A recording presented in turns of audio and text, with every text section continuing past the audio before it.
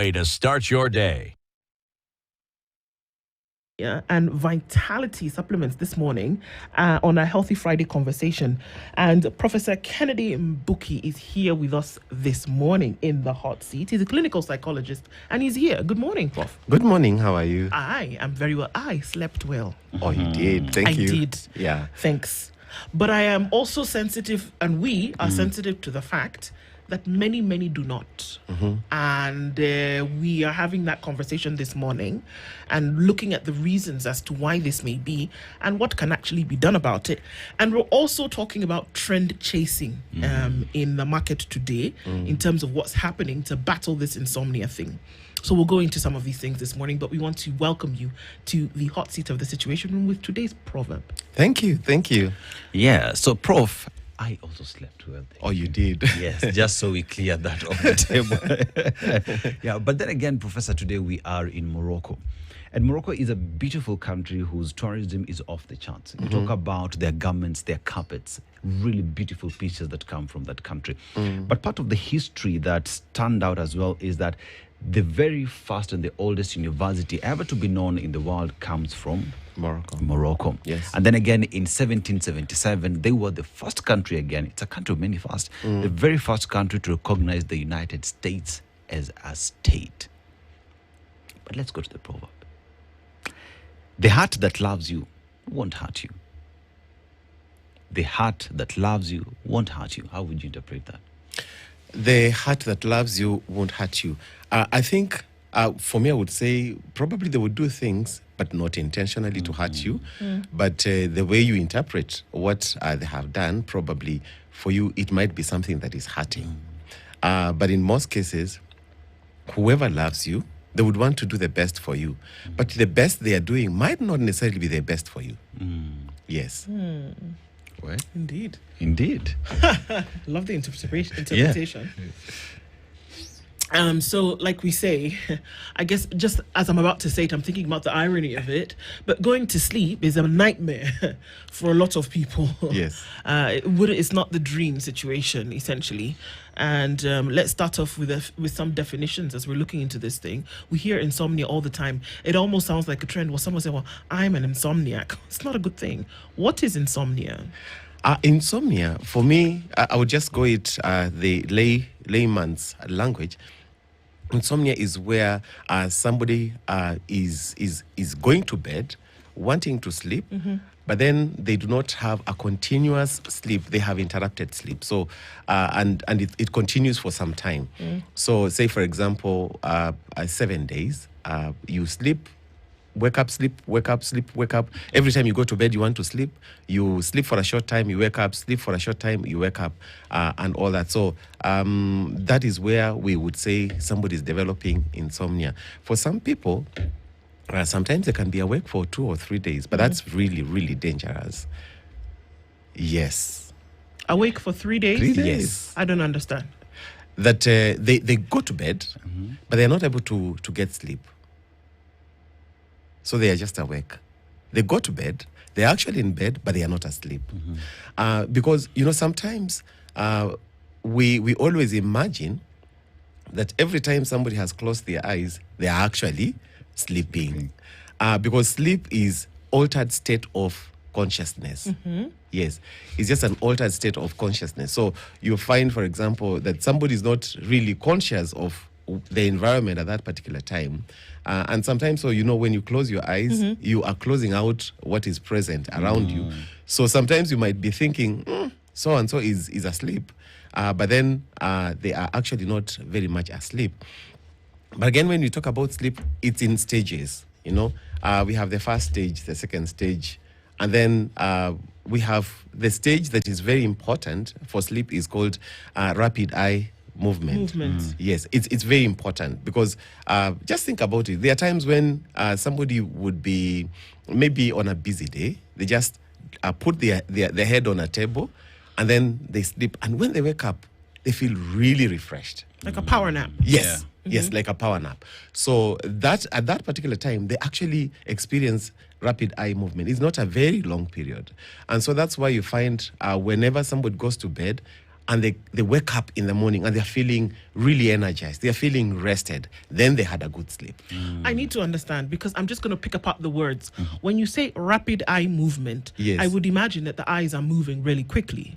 Yes, but then We're talking about sleep, whereby we would want everything to be relaxed. Yes. How do the two come together? You know, when we talk about rapid eye movement, it's a phase in sleep. That's how we would interpret it. It's a phase in sleep. But it's not like your eyes are open, then they Okay. start moving. No. Your eyes are actually closed. I know people who sleep with their eyes open, but Yes. that's another story for another day. Yeah, But, but in this case, your eyes are just closed. But that particular time is like they move very fast. Okay. Yeah, so that and it's a very short period. Yes. Okay. Yeah. So, what are the reasons why one would be awake or unable to sleep? Why would one be unable to sleep for such long periods of time? We're talking earlier with Aseto, and we're all part of these many chat groups. And maybe you come later on in the day and that you find that folks were up discussing things, Yeah. and there was not a party, or if there was, I was not invited. But it's 2 a.m, it's 3,000 3 messages. a.m, and exactly thousands of messages, and it's by certain people. It's not by everybody, but it's by certain people, and it's a repetitive behavior. And so you wonder, what's going on here? Yeah, you know, when we talk about insomnia, there are various reasons why somebody would probably develop insomnia. One of them is alcohol use. So, like when somebody uses alcohol, in most cases, if they are getting to that stage of addiction, then probably the sleep will be interfered with, such that if they don't quite, take a drink, then they might probably not sleep. Okay. So that is one. Two, if you, say, for example, you have a particular condition, a medical condition, that you are in pain, so the pain would keep you awake, and you're not able to sleep at that particular time. Three, you find, for example, if you have so many activities during the day, and those particular activities that are lined up, you don't kind of like conclusively end them. It's just like a computer. You see, if you open so many programs and then you even leave the computer, you're not touching it. The programs are running, really. So it's not like the computer is off. The programs are running, and therefore, so it means if you close up the computer, then now it will be able to maybe run better. And all that. So you find that many people who have a lot of activities to do, and those activities, maybe they did not kind of take and resolve every activity and so on. So they keep kind of unconsciously begin to postpone. So when they go to bed, the mind begins to rearrange. They're like, when I wake up in the morning, I want to do this, I want to do the other, and maybe when I'm doing this, I should not forget this. So you don't imagine that you are engaging your mind throughout. The other reasons is sometimes we have gadgets in our bedrooms. Like when you go with a TV, you go with a computer, you go with a phone, and then you have sockets that light up in the bedroom. That would easily keep you awake. Those particular lights, and especially the blue lights, they would keep you awake. The other thing is if you have had a conflict, and this particular conflict, I liked how you started it. A heart that loves you won't hurt you, So you go to bed and you're like, I thought so-and-so loved me. Oy. Why would they be doing this? And probably the person is sleeping next to you, or maybe they are not even next to you. But you're wondering, really? Did they actually do this? But this is taking a bit of time. And before you know it, it's morning, and you wake up and you go and do other things. You never resolved it. The following, in the evening, as you go to bed, again, that happens. That, in most cases, would keep you awake. The other reason could be, apart from a conflict, you go to bed, and when you're going to bed, you have an engagement tomorrow, which is very exciting. And you're looking forward to it, and you're like, I can't wait. This is a big thing for me. And probably that big thing for you, it turns out to be good, or it might not necessarily turn out to be good. But then if you don't resolve it, you will keep on thinking about this, really. You keep on thinking about this. So there are quite a number of reasons that would keep somebody awake. Some of them might be very positive, yeah, but others could be negative. Or even say, for example, you have just talked about chats. I'm on phone, and then somebody begins a very hot discussion, and you're like, no, I don't want to miss out on this. So you're on and you're on and you're on. Before you know it, it's late. So by the time you're going to bed, because you see, what happens with sleep is one needs to develop a cycle, because it's a cycle. So it's like, if you are supposed to be sleeping at 10 and you consistently sleep at 10, the moment 10 is approaching, your body begins to go to a refractory kind of position. You want to sleep. So, Doc, you see, when we started, there's as you're giving us the chronology of events now, you realize that in the current setting where we find ourselves is, I go to bed, perhaps I would need to text my significant other good night. A conversation might be sweet, you're on your phone. Or because I have proper internet connectivity in the house, I have 2 televisions, one for the children in the living room, I have another one in the bedroom where I follow up, I will catch up with the movies that I like. Or most of the time, because I like these beautiful lights, so I have RGB lights under my bed because, Dennis is describing his life. His life. In case you were wondering. So you can diagnose problems. So I want... This is the Situation Room. The only way to... But for me, I would say, one, go for therapy. Not because you are insomniac or something like that, but just because you just want to understand how your life is going, your lifestyle, and all those kinds of things. And because there are a lot of changes that are happening daily. The other thing is just for purposes of education. Sometimes we have people who are specialists in certain areas. They would be able to tell you, for example, a bedroom setting, a bedroom is just not a bedroom. Yeah. One, you cannot have your bedroom in such a way that your bed is on one side, facing one side, all your life. No, it shouldn't. You cannot have your bedroom the same color throughout your life. No. Like maybe you would change the curtains, you would change probably the beddings, you would change, certain things within the bedroom. You would declutter the bedroom. At certain times you introduce certain things in the bedroom, because then you're giving yourself life within the bedroom. Yeah. The reason why people would want to go for alternatives, like maybe if I take supplements and so on, is because they are finding life really going very fast, and yet they are not keeping up to the pace. Just for clarification, we are talking about furniture in the bedroom. We're not talking about changing people. No. We are not talking about changing people in this case. Just to be sure. Yes, you're very right. It's not changing people. I mean, a bedroom, you could be staying in the bedroom alone. So it's not about changing people in the bedroom. Of course, there are those who are married and all that. So what I'm saying is the items actually, because people are not items. So the items within the bedroom, it would be nice. I would recommend, personally, that some of these changes are made, because you're injecting new life in that particular space. Okay. Now, there are certain things that happen before we go to sleep. What we eat. Usually, I'll never forget when my teacher is when we were younger, and they would say, eat breakfast like a king, lunch like a prince, and supper like a pauper. So that you should eat your lightest meals at the end of the day, if any, at all. So if you eat a heavy meal at night, what does that do to how you will sleep? That's one. And then you talked about the mental state of things, and we see the word depression in the comment section popping up quite already. And does a state of mind then, is it possible to keep you awake before we then come into cures for insomnia? Yeah. Let me begin by saying the eating habits. Actually, we always encourage that before you go to bed, avoid stimulants. Foods that would keep you awake. There are those, but it also depends on people. We have different people who they would eat something. For somebody, it would be a stimulant. For another person, it might not necessarily be a stimulant.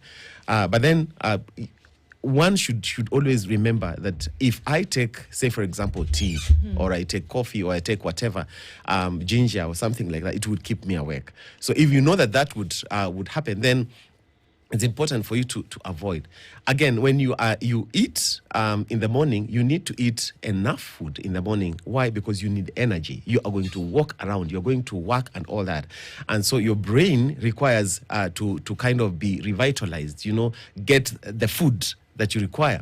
But then now, when as the day progresses, your energy levels, of course, you are spending them. But now, in the evening, when you eat a heavy meal, digestion needs to happen. So when digestion is happening, that's why sometimes you find you feel sleepy when you eat, which is okay. But then now, when you eat a lot and you're going to bed, it will actually interfere with your sleep. Just think about it. For people, if you have actually interacted with people, they will tell you that there was a time I had a nightmare. Try to inquire when you went to bed what had happened, and in most cases they would have overeaten. Yeah. Exactly, yeah. So it's always important for us to eat just light meals, or eat earlier. Even if you want to eat a heavy meal, eat earlier, so that by the time you're going to bed, your stomach is not as heavy as it were. So then you'd easily be rested at that particular time.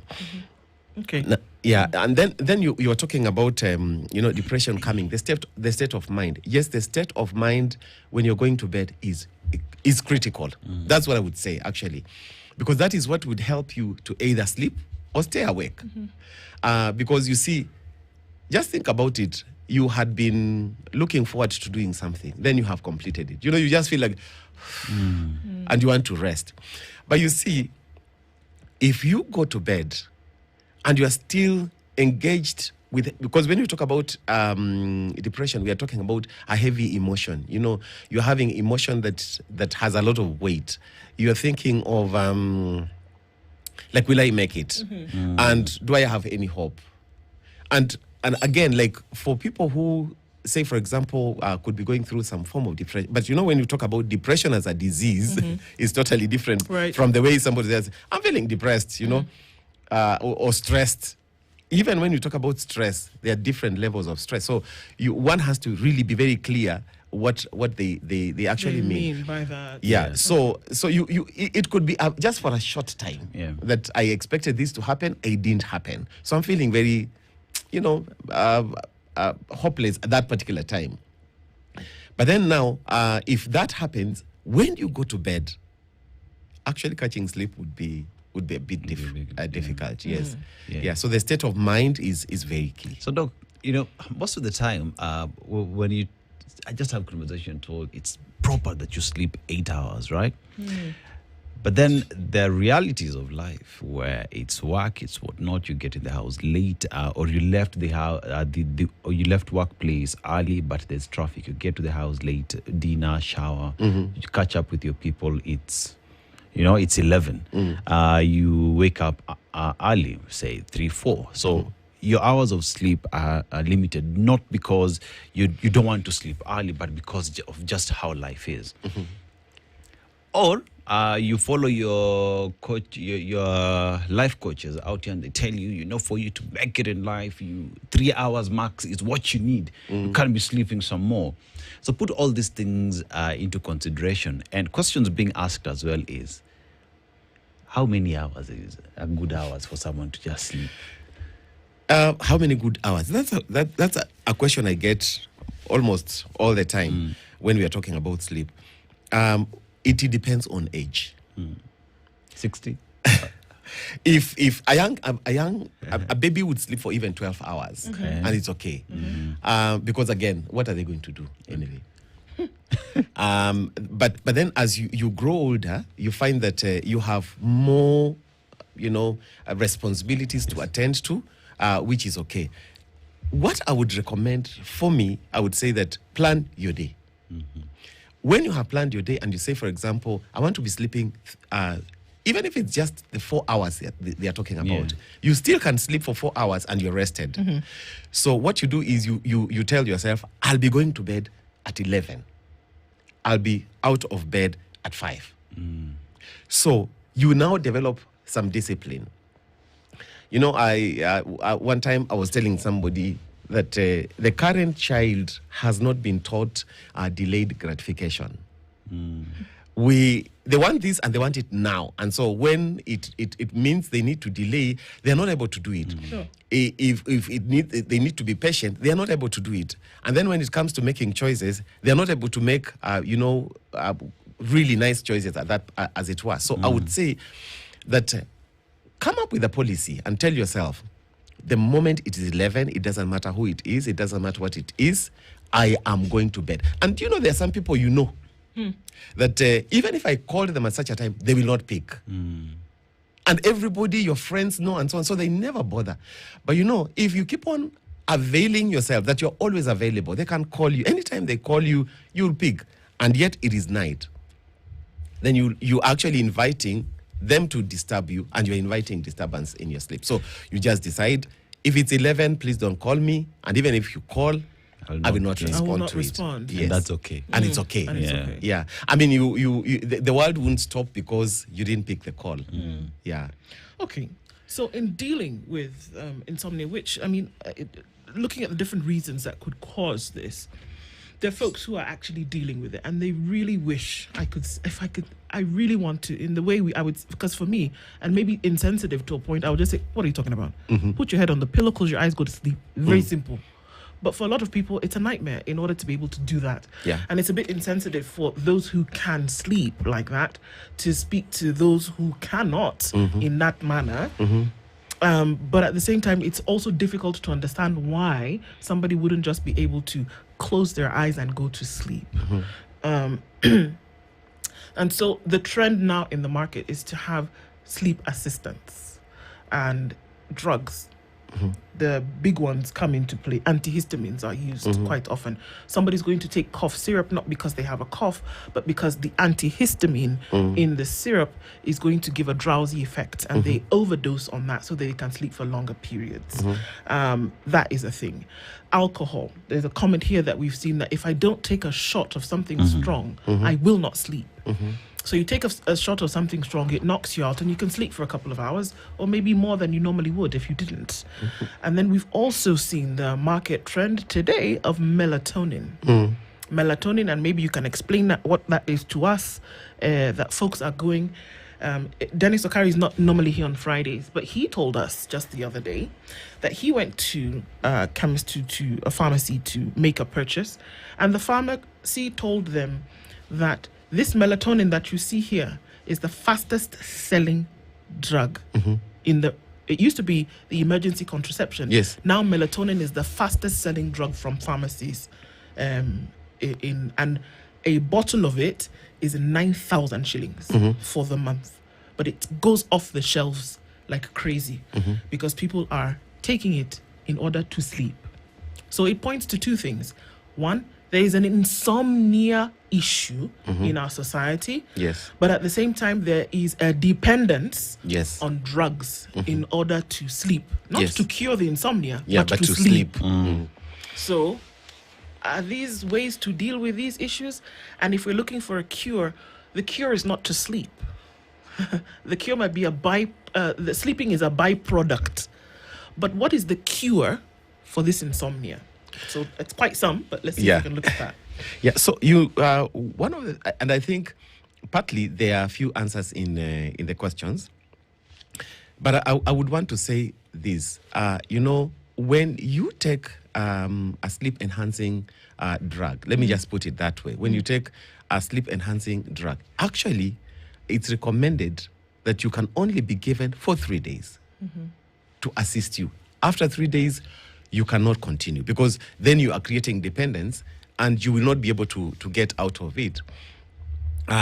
So what I would encourage, I would say is, we need to get to understand what is a trigger for this particular person for insomnia, because the triggers for each individual is totally different. Every individual has their way, the things that have triggered.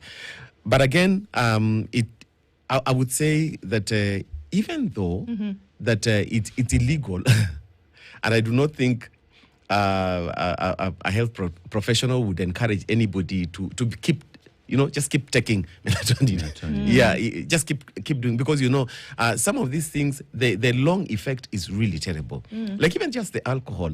We are talking about other conditions that would come because of that. You see, like when the pancreas is not able to now keep on processing what you're giving it, then what will happen? You will now develop diabetes. So you'll find you will not just now be dealing with with sleep, but you will have another condition. Now, diabetes has now developed. So what we always would say is, let's look at the trigger. What is this that is triggering people not sleeping? One of the things that I have found out is that most people do not exercise. And when you ask them, why don't you exercise? They say, I don't have time to exercise, which is not true. Like even when we are here in studio, you can still exercise. You can lift your legs under the table. Nobody knows you're lifting the legs under your table and you're exercising. You can flip your toes. You can do a lot of exercises. At times when you are not busy, even though you're on the desk, you can stand. Stand up and walk around and do, just making sure you are having a lot of movements. So you find that in most cases, because people are not making any movements, they are not exercising enough, they are not checking on their diet. Like the current diet that most people are on, they are taking a lot of sugar. And a lot of sugar will actually also keep you awake, So I think for me, the most important thing here is for us to look at what are the triggers. What is this that is triggering people and the community not to be able to sleep?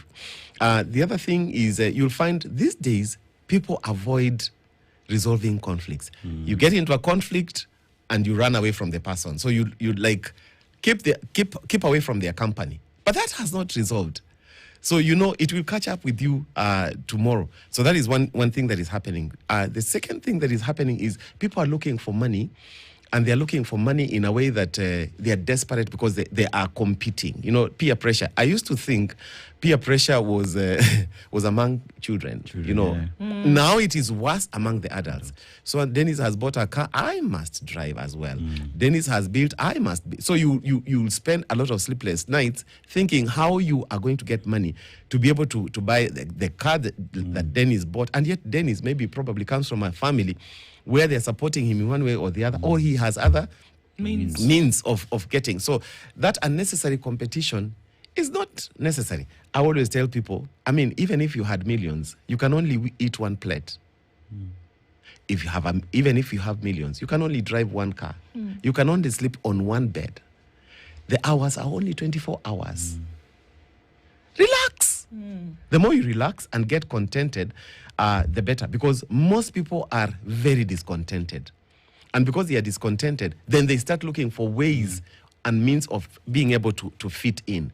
That is the other thing. Just trying to fit in. Yeah. And because probably like I met somebody who asked, how did you start drinking? I said, it was just social drinking. And now he's drinking more than the person who introduced him. So, Doc, you see, there is all that you're discussing. Yes. And most of the time, as Ndu has said, we rush to the chemist to pick up the drug, right? Yes.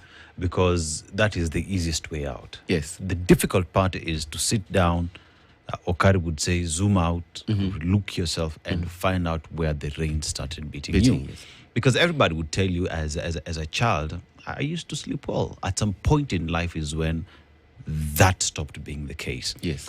And that means that as individuals, as adults, it is proper for us to, first of all, talk about our problems. It's proper for us to seek medical attention and advice and assistance. Yes. But this do not happen because look at the stereotype that is associated with people suffering from mental health.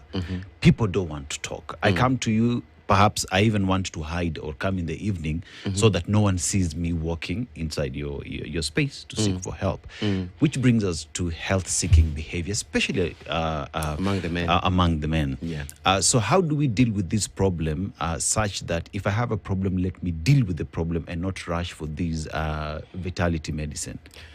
Yeah, I think organizations need to begin to create awareness. At some point, I was telling some CEO, I was saying, sometimes just invite us. We might not necessarily ask to charge, but we can come and talk to a group of people, to the organization, to the staff. When you are all of you are seated there, and then somebody comes and talks about something, and you kind of normalize it.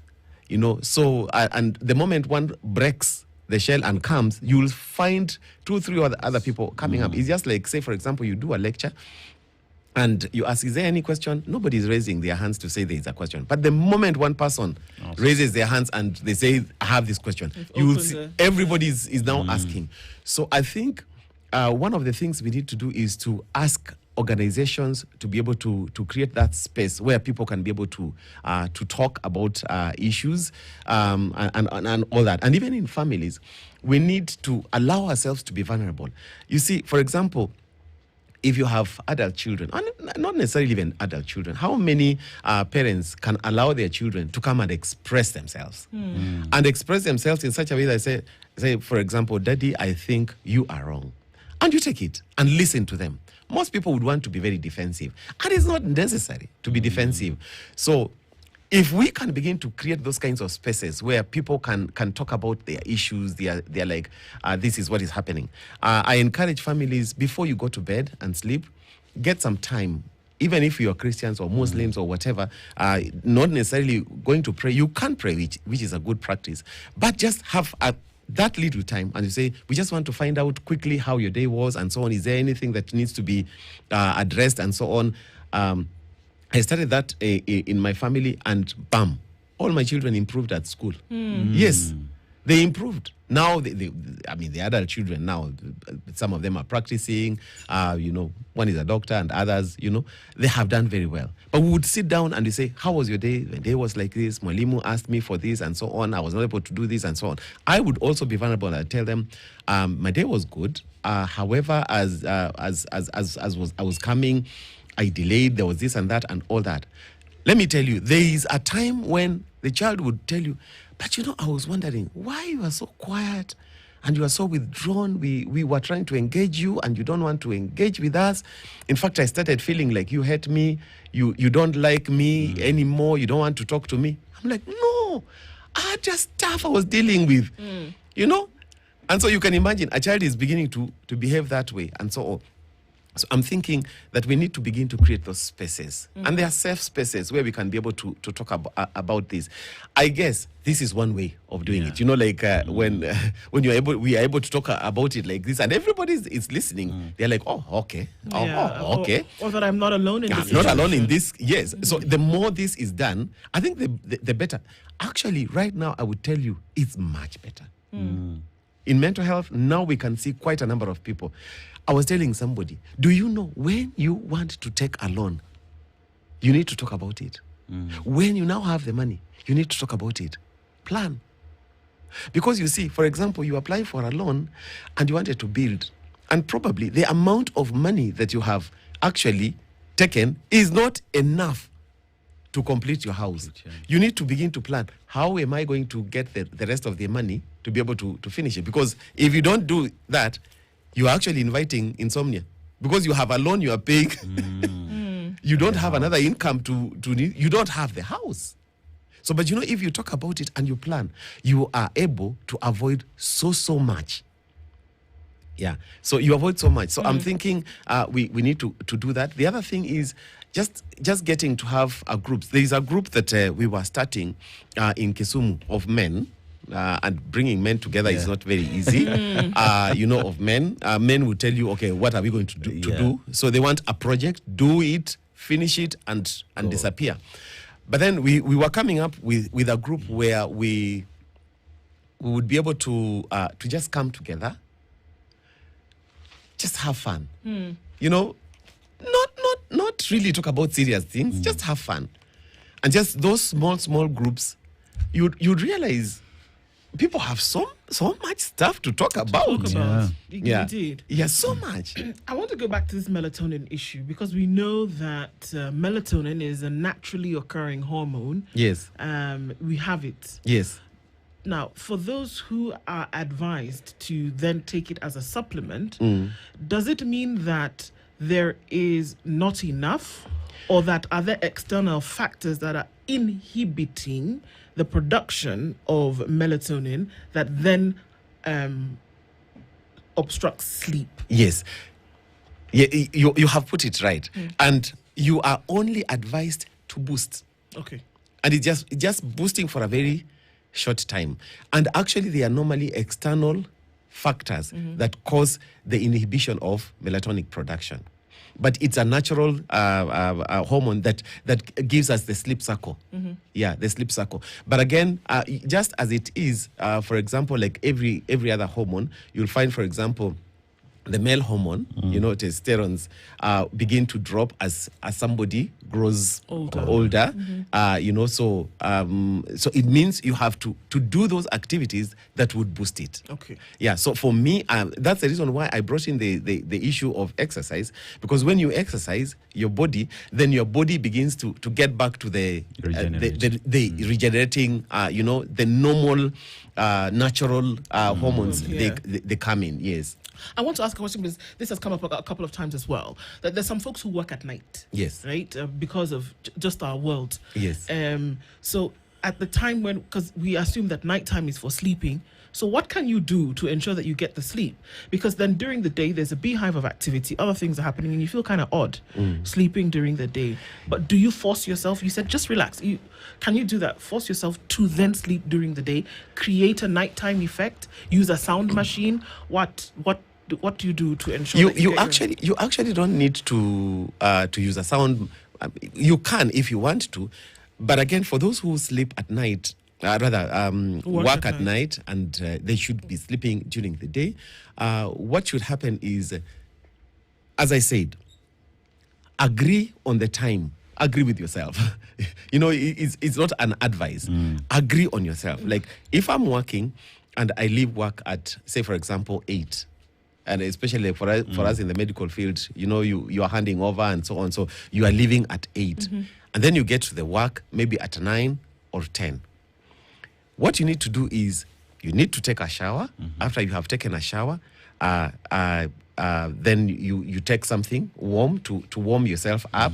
And then check on the room temperatures of your room. If, say, for example, during the day it gets very hot, then probably just cool down the room, and then try as much as you can to create that effect, a resting effect.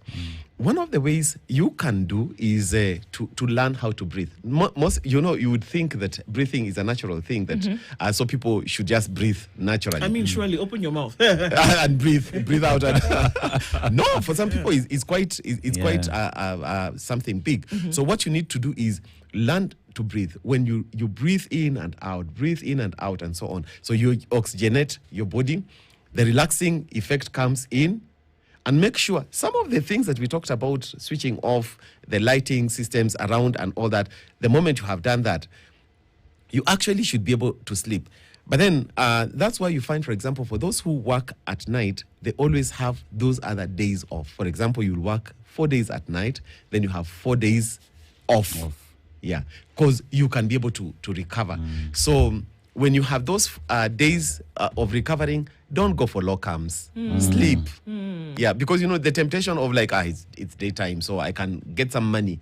And that's the reason why I was saying it doesn't matter how much somebody earns.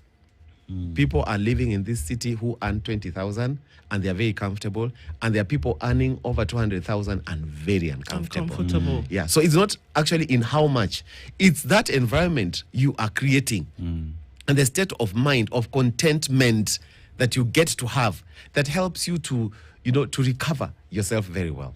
Yep. So, Doc, I will just go back to the example you gave in terms of conversations you've had with your children and how that changed the game. Yes. I remember there's this one time I was having a conversation with just male peers, and he just asked, how many of you can remember the last time you hugged your dad? silence. When do you remember when you hugged your mom? Easy. Last week. Yes. You know, it is a conversation that is there. Yes. And when I told them, my dad, anytime. I hug that I call him ninja. I hug that ninja anytime. You know? But you look at the environment that is created in terms of just having these conversations from a basic point of family, so that as children grow, they understand the importance of sitting down and having a conversation. You know, that parents create an environment where it is okay not to be okay, and that there is a solution to anything you're going through. So just how important is it for parents who are listening today to create that environment, you know, or for those who are not creating that environment, to jump onto that and encourage just talking as one of the ways of finding a solution? Actually, you'd realize that most parents who engage with family members, that they're having a conversation. And you don't have to have a serious conversation, as it were. Yeah. Yes, there are times when, like, you create and you tell everybody, by the way, tomorrow at such and such a time, nobody is going to be away. We must be around, especially if you are going to deal with sensitive matters, especially for those who are having teenagers and adult children who are moving out and so on. So you want to put things in place. So that one you need to actually tell everybody, prepare for this. We need to have this conversation and be stern about it. But then parents need to become vulnerable. You know, we always have always known parents to be these strong superheroes and so on. It's important for your children to get to know that there are times when you are vulnerable, and it's okay to be vulnerable. You know, because when that happens, then you are creating an environment among the family members where they can now feel safe. That okay, so it's okay for me to talk about this. But, you know, if you don't do that, then it becomes very difficult for the family members to feel that they can be able to get into conversation. And by the way, you were talking about a hug. I always tell people, a normal human being needs more than almost 800,000 touches, leave alone just hugs, touches, and natural touches and safe touches, not a beating or whatever. You know, a greeting, a hug, a touch, a pat. Every time you do that, there is you are creating confidence in that person. The person feels loved. The person feels important. The person feels wanted. But most people are always in a hurry. They don't have time. You know, even these days, of course, COVID came, but COVID is not here, really. And if it is, you can take precautions. But at the same time, just get to have time. You can be able to hug. You know, giving love and receiving love is one thing that most people don't take. That's a great place to end on. And I actually think that could be a billboard campaign that we put around cities. Hug somebody today. Yes. Don't be a creep, but, hug somebody today. At least then, it goes through. And then for us to then be able to get into sleep. One of the ways in which we start to move the needle is have conversations like this that are ordinarily uncomfortable for a lot of people, or like you say, for folks who are hiding in this place of uncertainty where they don't know if it's okay to talk about some of these things, but that you don't sleep at night and that you're getting a poor quality of life for whatever reason, is something to talk about. So we want to thank you so much for being here on a Healthy Friday discussion with us this morning. Professor Kennedy Mbuki is a clinical psychologist who's been talking about insomnia. It doesn't end here. We will need to continue talking about things like this. So thank you for doing this with us this morning. Thank you. Sante folks, it's 8:01. Good morning. This